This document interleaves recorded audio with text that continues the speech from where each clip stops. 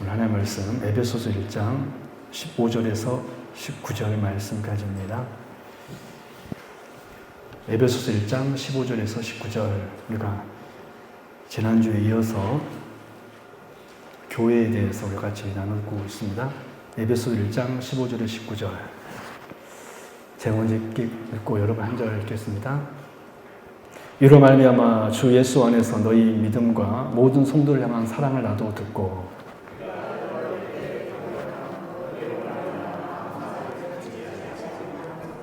우리 주 예수 그리스도의 하나님 영광의 아버지께서 지혜와 계시의 영을 너희에게 주사 하나님을 알게 하시고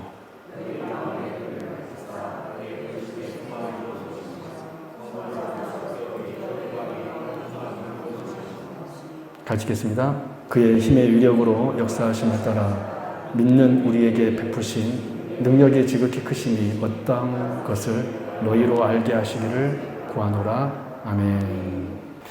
네, 우리 성도 여러분, 오늘 하루도 잘 지내셨습니까? 네, 오늘 오신 여러분들 환영하고 축복합니다. 많은 성도들이 처음 예수님을 믿은 초신자 시절에는 하나님을 아는 즐거움에, 신앙하는 즐거움에 살아갑니다. 물론 모두가 그렇다고 말하기는 어렵지만, 하지만 신앙의 연수가 늘어날수록 오히려 우리의 신앙이 성화의 삶을 살아야 되니까 더 깊어져 가야 하는데, 어쩌면 그게 정상인데 그렇지 못한 경우가 참 많은 것 같습니다. 사실 너무 안타까운 일이죠. 그런데 그런 신앙의 권태기가 찾아와서 끝이 없이 계속되고 있는데도 수동적인 신앙 자세를 가지고 신앙생활을 하게 된다면 그 신앙의 권태기는 어느 순간 당연한 것이 되어버립니다. 그러니 마땅히 우리는 하나님의 지혜를 얻어서 그 신앙의 권태기에서 그 신앙의 문제들을 해결해 가면서 우리의 신앙을 점점 더 성숙시켜 가야 하는 것입니다. 그것이 신앙생활이고 그것이 성화를 이루며 살아가야 한다라는 말입니다. 여러분, 혹시 오늘 여러분의 신앙의 지금 상태는 어떠합니까? 혹시 내가 지금 신앙의 권태기를 지금 맞이하고 있지는 않습니까? 여러분, 오늘 우리가 함께 살펴볼 에베소서 말씀이 이러한 바로 우리가 신앙의 권태기에서, 신앙의 문제들에서 우리가 일어날 지혜에 대해서 말씀하고 있습니다. 오늘 본문은 사실 에베소 교회를 향한 사도 바울의 기도문으로 알려진 유명한 본문인데, 우리는 바울의 이 기도에서 우리가 신앙생활을 하면서 정말로 사모해야 되는 것이 무엇인지, 또 그래서 신앙의 문제에 빠졌을 때, 또 신앙의 권태기에 빠졌을 때 이겨나갈 수 있는 길이 무엇인지 오늘 말씀을 통하여서 꼭 여러분 발견할 수 있기를 바랍니다. 할렐루야. 그래서 우리 성도님들의 신앙이 갈수록 깊어지는 복이 있기를 바랍니다. 여러분 그거 아세요? 우리 신앙의 선배들은 갈수록 신앙이 깊어졌습니다. 그런 것 같아요? 안 그런 것 같아요? 근데 이상하게 우리 성도님들의 신앙은 갈수록 얕아지는 것 같아요. 많은 교회 성도들이 그렇습니다. 아까 말했던 것처럼 초신자 때로 열심히 내다가 어느 순간 댕댕이 저어가고 있는 거예요. 여러분 그것은 절대 정상 아니에요. 우리가 그래서 그러한 신앙의 권태기에 빠졌을 때 오늘 이 본문을 다시 한번 기억하여서 바울이 에베소 교회를 향한 이 간절한 기도문을 우리가 다시 한번 살펴보면서 우리가 어떻게 그런 신앙의 문제들 속에서 우리가 이겨나갈 수 있는가, 일어설 수 있는가 다시 한번 보면서 저와 여러분의 신앙이 점점 더 깊어져가는 그런 복된 신앙이 되기를 진심으로 바랍니다. 첫 번째, 오늘 하나님의 제목, 하나님의 말씀의 제목이 우리 교회를 위한 기도 제목이잖아요. 우리 신령을 위한 기도 제목, 우리 교회를 위한 기도 제목입니다. 두 가지 기도 제목 같이 나눕니다. 첫 번째, 우리는 어떻게 무엇을 기도해야 되냐면 하나님 지혜와 계시의 영을 주옵소서라고 기도해야 됩니다. 하나님 저에게 지혜와 계시의 성령님을 주옵소서라고 우리는 간절하게 매일매일 주님이 우리를 부르시는 그날까지 이 기도해야 됩니다. 한번 고백해 볼까요? 지혜와 계시의 성령님을 주옵소서. 시작. 그렇습니다. 우리 17절 말씀 볼까요? 시작. 우리 주 예수 그리스도의 하나님 영광의 아버지께서 지혜와 계시의 영을 너희에게 주사 하나님을 알게 하시고. 여러분, 먼저 사도 바울은 이 17절 말씀에서 지혜와 계시의 영을 너희에게 주사라고 기도하고 있습니다. 여러분, 계시는 헬라어로 아포칼립시스라는 단어인데 이 뜻은 뭐냐면 덮개를 벗기다, 비밀한 것을 드러내다, 감추어진 것을 드러내다 라는 뜻이 뭐냐면 계시예요. 따라서 계시는 하나님의 비밀을 드러내는 것입니다. 그렇다면 하나님의 비밀은 무엇일까요? 우리 갈라디아 1장 12절 말씀 볼까요? 시작.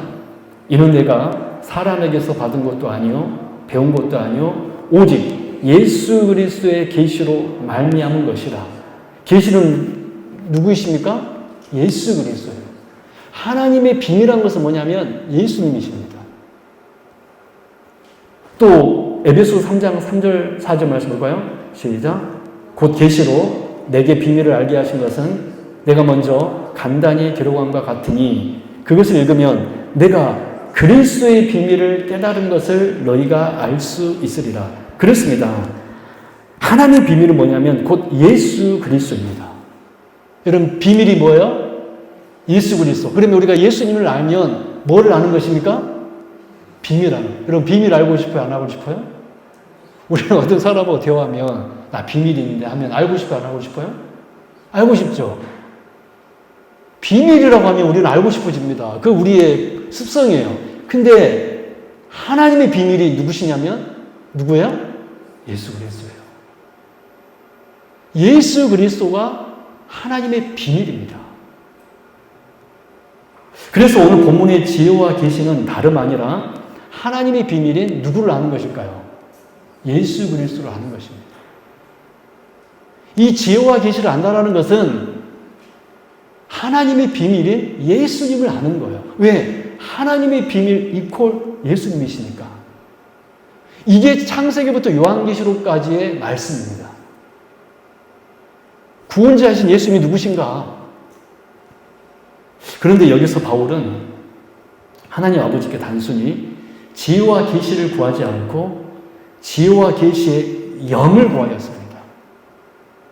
지혜와 계시의 영, 즉 지혜와 계시의 성령님을 구하였다라는 거예요. 여러분, 구속사의 관점에서 우리 성령님께서는 언제 강림하셨습니까? 사도행전 2장에서 오순절날, 이제 곧 성령 강림절이 다가오거든요. 여러분, 우리 구원사적인 관점에서 보면 사도행전 2장 오순절날 마가의 다락방에서 120명의 제자들에게 성령님께서 강림하셨습니다. 이때 성령님께서 놀랍게도 급하고 강한 바람 같은 소리로 역사하셨고요. 즉 소리가 들렸다 안 들렸다? 들렸다. 이때는 들렸다라는 거예요. 또 사도행전 2장 보니까 불의 혀같이 갈라지는 모습이 각 사람이 보였다 그래요. 그러면 나는 몰랐지만 그 120명 성도 한 사람 자신은 몰랐지만 옆에 보니까 그 옆 성도에게 누가 임한 걸 본 거예요? 성령님이 임한 걸 본 것입니다. 할렐루야. 이 역사는요, 단회적인 역사였어요. 소리가 들리고 불이 혀처럼 갈라지는 것이 각 사람 머리 위에 임했다고 그랬습니다. 이것은 바로 이때의 성령 강림하심은 교회를 탄생시킨 결정적이고 단회적인 강림하심이었습니다. 그리고 여러분, 에베소 교회를 포함한 믿는 우리 신자들 그리고 우리 위에는 이미 약속의 성령께서 우리에게 강림하셨어요. 우리 에베소서 1장 13절 말씀 볼까요? 여러분들에게 이미 성령님께서 강림하셨다라는 거예요. 에베소 1장 13절 시작. 그 안에서 너희도 진리의 말씀 곧 너희의 구원의 복음을 듣고 그 안에서 또한 믿어 약속의 성령으로 인치심을 받았으니.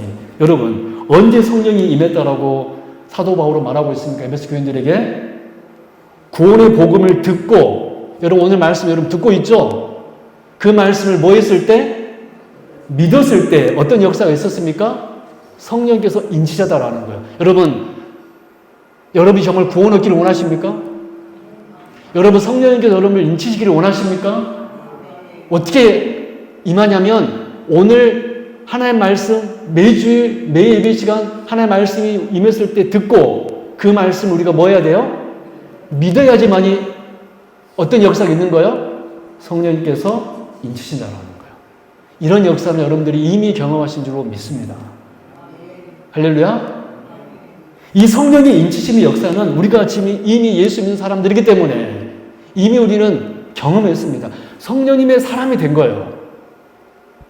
그런데 사도 바울은 왜 오늘 본문 17절에서 다시 지혜와 계시의 성령님을 구하고 있는 것일까요? 여러분 이것은 그 사도행전 2장에서 오순절 성령 강림을 구하는 기도가 아니고 또 우리에게 다시 이미 우리의 성령님께서 인치셨는데 우리에게 다시 도장을 찍어달라고 하는 기도가 아니라 이 기도는 하나님의 복음의 말씀으로 충만해지기를 기도하고 있는 것입니다. 즉 하나님의 비밀인 예수 그리스도를 깊이 알기를 기도하고 있는 거예요. 할렐루야. 하나님 지혜와 계시 영을 주사 우리 에베소 교회 성도들이 하나님을 예수 그리스도를 더 깊이 알게 하옵소서 라는 기도라는 것입니다. 왜냐하면 지혜와 계시 영이신 성령님을 통하여서 우리가 누구를 알 수 있기 때문에 그래요? 하나님을 알 수 있기 때문에 그렇습니다. 구원의 복음을 듣고 성령님께서 우리 안에 강력하게 역사하시면 그 말씀이 믿어지고 할렐루야.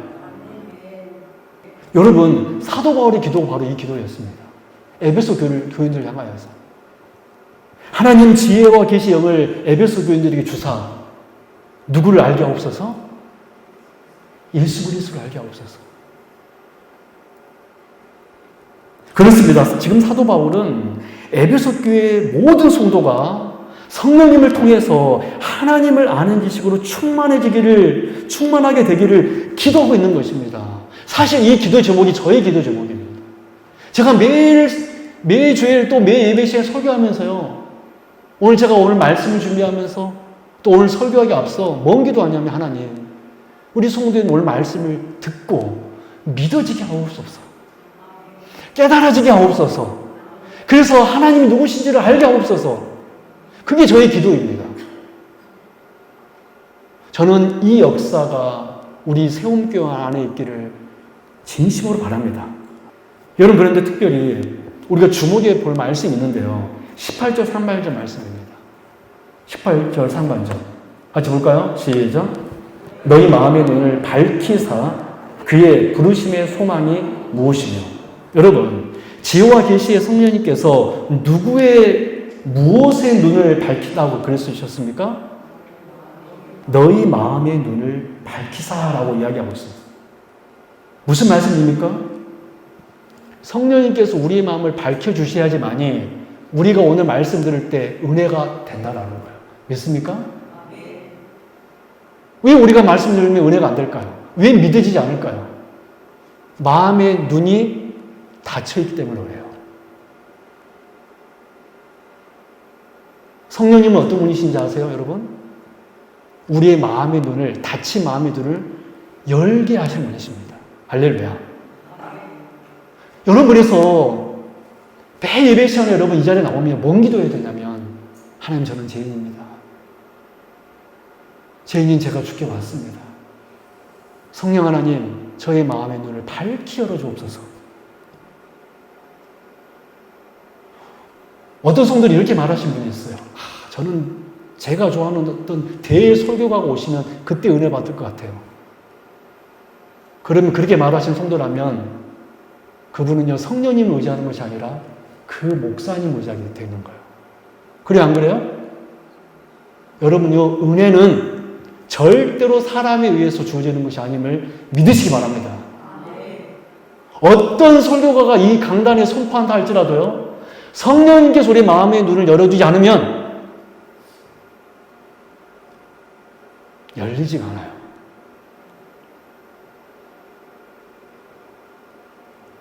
여러분, 성령님의 일터는 어딘지 아십니까? 저와 여러분의 마음이에요. 믿습니까? 오늘 본문 18절 상반절 말씀 보십시오. 너희 마음의 눈을 밝히사.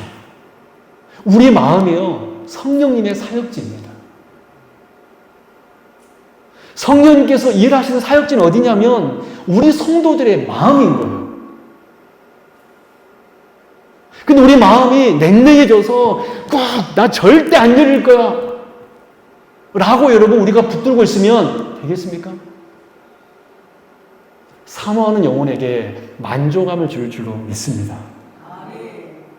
여러분, 성령님께서 우리 마음의 문을 여시면 어떤 역사가 일어나냐면 마음의 대격변이 일어납니다.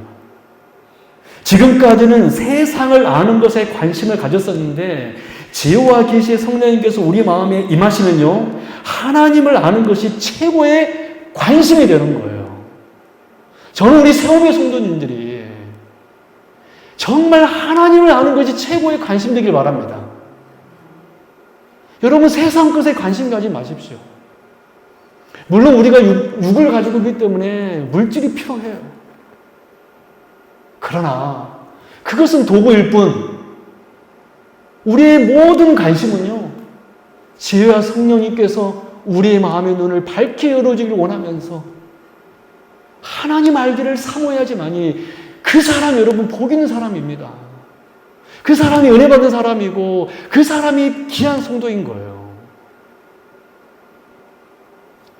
사랑하는 성도 여러분, 저는 우리 교회가 하나님의 말씀으로 충만해지기를 원합니다. 그러므로 우리는 사도 바울이 그랬던 것처럼 지혜와 계시의 성령님께서 우리 교회를 하나님을 아는 지식으로 충만하게 채워주기를 기도해야 됩니다. 저는 우리 세움교회 대표기도 우리 장로님 이하 우리 안수임 사님 기도하시는데 꼭 기도 빠뜨리지 마십시오. 하나님, 우리 세움교회가 하나님을 아는 지식에 충만하게 채워지게 하옵소서. 할렐루야. 이 기도하셔야 돼요. 그리고 우리 개인은 또 무슨 기도해야 되냐면 하나님, 우리의 심령을 지혜와 계시의 성령님께서 하나님을 아는 지식으로 충만하게 채워지기를 우리는 기도해야 됩니다. 믿습니까? 그 성도가 여러분 복된 성도인 거예요. 이렇게 바른 기도를 올려드리는 우리 교회에, 이렇게 바른 기도를 올려드리는 우리 심령에 성령 충만한 역사가 있게 될 줄로 믿습니다. 바로 그럴 때 우리 세움교회는요, 성령 충만한 교회가 될 것이고, 바로 그럴 때 우리의 심령은 성령 충만한 성도가 될 줄로 믿습니다. 여러분, 첫 번째 우리 교회의 기도 제목이 뭐라고요? 지혜와 계시의 영이신 성령님 충만하게 역사하옵소서. 우리 마음의 문을 여시사. 할렐루야. 저는 우리 하나님께서, 성령님께서 여러분의 마음의 눈을 열어줄 줄로 믿습니다. 그 기도하겠습니다. 하나님, 우리 성도의 마음의 문을 열어주옵소서. 두 번째, 우리 교회는 우리는 어떤 기도를 해야 되냐면 부르심으로 하나 되기를 간구해야 됩니다. 하나 되기를 간구해야 됩니다. 우리 18절 19절 말씀 볼까요? 같이 읽습니다. 시작. 너희 마음에 눈을 밝히사 그의 부르심의 소망이 무엇이며 성도 안에서 그 기업의 영광의 풍성함이 무엇이며 그의 힘의 위력으로 역사하심을 따라 믿는 우리에게 베푸신 능력의 지극히 크심이 어떠한 것을 너희로 알게 하시기를 구하노라. 아멘. 여러분, 이 18절에 19절 말씀 보면 총 3가지 내용이 말씀되고 있는데 3가지 키워드로 말씀드리자면 부르심, 둘째 기업의 영광, 기업, 셋째 능력의 지극히 크심, 능력입니다. 부르심, 기업, 능력. 즉 사도 바울은 하나님, 우리 에베소 교회 성도들이 부르심의 소망이 무엇인지를 알게 하옵소서. 즉 소명이 무엇인지를 알게 하옵소서. 두 번째, 그 기업의 영광이 풍성함이 무엇인지 알게 하옵소서. 세 번째, 주께서 베푸신 능력이 크심이 얼마나 큰지를 알게 하옵소서. 이게 이 18절 19절에 기록된 세 가지 기도 제목이었습니다. 근데 오늘은 시간 관계상 부르심에 대해서만 말씀드리겠습니다. 많은 성도들이 부르심, 곧 소명입니다. 소명. 소명에 대해서 잘 모릅니다. 마치 소명은 주의 종들만 목사로 하나님께서 저를 부르셨으니까 목사님만 소명받았다고 생각을 해요. 그러나 여러분, 루터 선생님은 이 소명에 대해서 이렇게 선양하였습니다. 한번 볼까요? 같이 여러분 읽습니다. 시작. 모든 사람에게는 반드시 소명이 있습니다. 그 소명에 머무는 한 그는 하나님을 섬기는 것입니다. 왕은 백성들을 돌보고 통치하기 위해 수고할 때 하나님을 섬깁니다. 한 집안의 어머니는 아기를 돌볼 때, 한 집안의 아버지는 일하여 생계를 충당할 때, 학생은 부지런히 공부에 힘쓸 때 그들은 하나님을 섬기는 것입니다. 이러한 경건의 삶을 수도사들과 수녀들은 버렸습니다. 왜냐하면 그들은 이런 일들이 너무 무가치하다고, 다른 이들을 돌보는 일이 번거롭다고 생각하기 때문입니다. 그렇게 그들은 신앙에 떠나 하나님께 불순종합니다. 지금 루터는 지금 로마 교회를 비판하면서 이 말씀하고 있죠. 그러면서 소명에 대해서 설명하고 있어요. 왕은 뭐로 소명받았어요? 백성들을 통치하기 위해서. 어머니는 뭐로 소명받았습니까? 아기를, 자녀들을 돌보기 위해서. 아버지는 뭐로 소명받았습니까? 생계를 충당하기 위해서. 자녀들은 뭐로 소명받았습니까? 공부에 힘쓰기 위해서. 그렇습니다. 루터 선생님의 말처럼 과거 중세시대의 소명은 몇몇 소수의 성직자들만이 받는 것으로 오인했지만 루터 선생님이 바르게 가르치고 있는 대로 우리 신자의 모든 삶 자체가 뭡니까? 소명입니다. 할렐루야. 여러분들이 오늘 사업가로서, 직장인으로서, 주부로서 하루하루 내 소임을 감당하는 모든 것이 누구를 섬기는 일이다? 하나님을 섬기는 일이다. 할렐루야. 우리는 단지 돈 벌려고 하면 안 되는 거예요. 누구를 섬기는 거예요? 하나님을 섬기는 일. 저는 우리 성도님들이요, 내가 사업장에, 직장에 딱 들어가면 기도했으면 좋겠어요. 하나님, 오늘 하나님을 하러 갑니다. 제가 기쁨과 감사함으로 하게 하여 주옵소서. 공부하는 학생도 마찬가지예요. 아이고 지겨워 죽겠네 이 공부. 이것은 부르심에 합당한 삶이 아니라는 겁니다. 정말 작은 일이라도, 내 직장이 대단한 일이 아니라도 하나님께서 이 꽃을 맡기셨구나. 하나님께서 이것을 나를 부르셨구나. 할렐루야. 이것이 바로 부르심 소명입니다. 여러분, 그래서 여러분, 저와 여러분이 하나님께 이렇게 부르심을 받았다는 것을 아는 성도는요, 복된 신앙이 될 줄로 믿습니다. 그러면 매일매일 하루하루 나의 직장의 삶이 기쁠까요? 안 기쁠까요? 지겨울까요? 하나님이 나를 이곳에 부르셨는데 지겨울까요?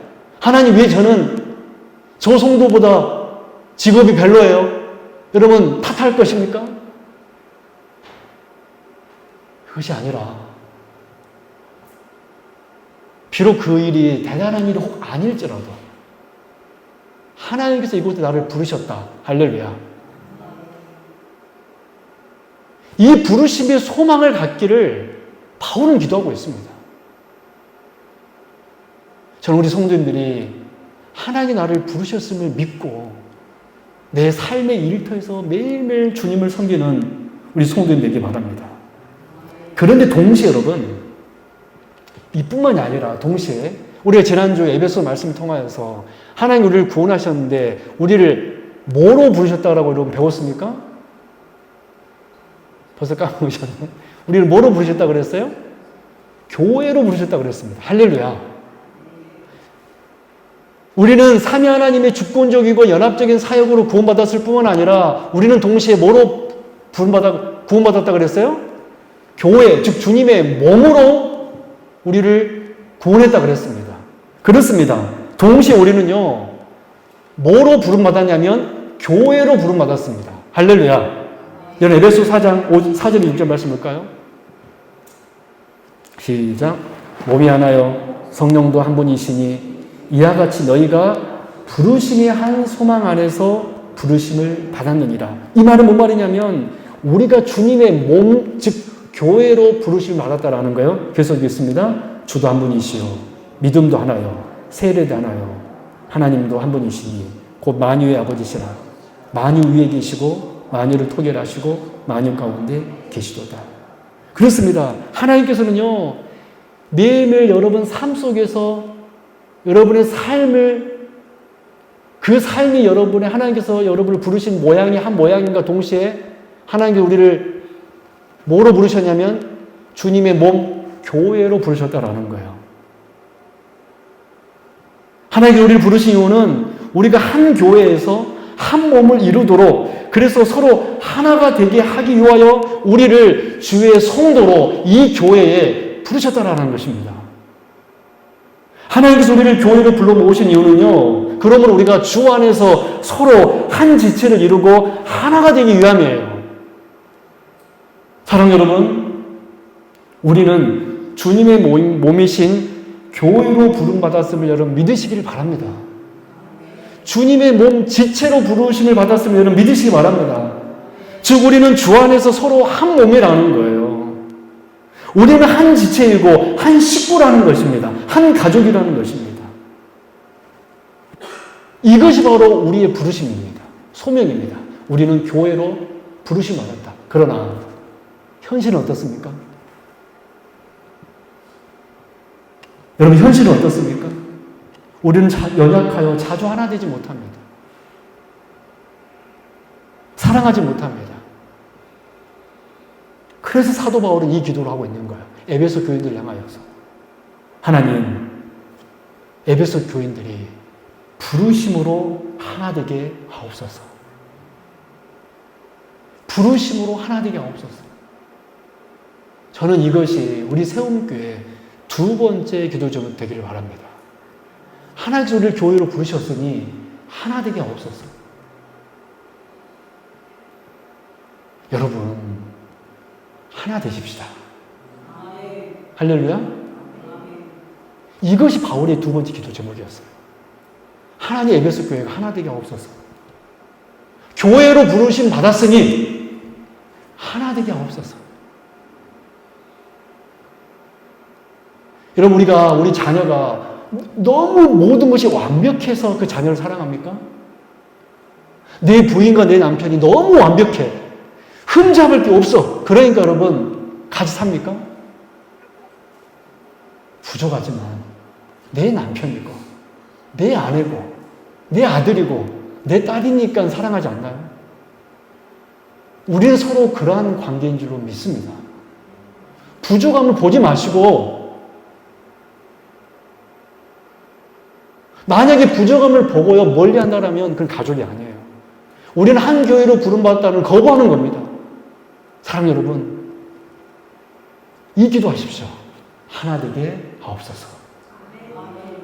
하나가 되지 못하니까 바울은 이 기도하고 있는 것입니다. 저는 우리 세움교회는 정말로 하나 되기를 주님 이름으로 축원합니다. 말씀에 들어가겠습니다. 오늘 말씀에서 우리는 교회가 무엇을 기도해야 되는지, 또 우리는 또 무엇을 기도해야 되는지 깨닫게 되었습니다. 크게 두 가지 기도 제목이었습니다. 첫째, 여러분 대표 기도하시는 우리 집사님들, 장로님 꼭 기도하십시오. 하나님, 우리 세움교회 지혜와 계시의 성령님을 주옵소서. 그래서 하나님을 알기를 여러분 구하십시오. 할렐루야.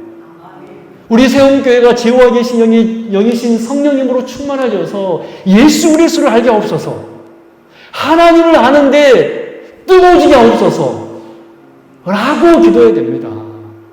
우리 교회도 기도해야 되고 성도 여러분 한 사람 한 사람이 그 기도해야 됩니다. 하나님을 알게 하옵소서. 예수님을 알게 하옵소서. 두 번째, 무엇을 기도해야 됩니까? 부르심으로 하나 되기를 구해야 됩니다. 우리는 누구로 부르심 받았습니까? 교회로 부르심 받았습니다. 주님의 몸이신 교회로 부르심 받았습니다.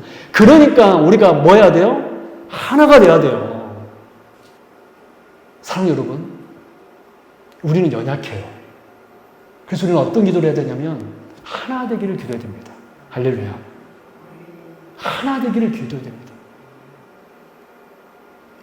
정말 서로를 사랑하고 아끼고 서로를 섬기고 우리 그런 교회 이 기도하면서 세워나가기를 주님의 이름으로 축원합니다.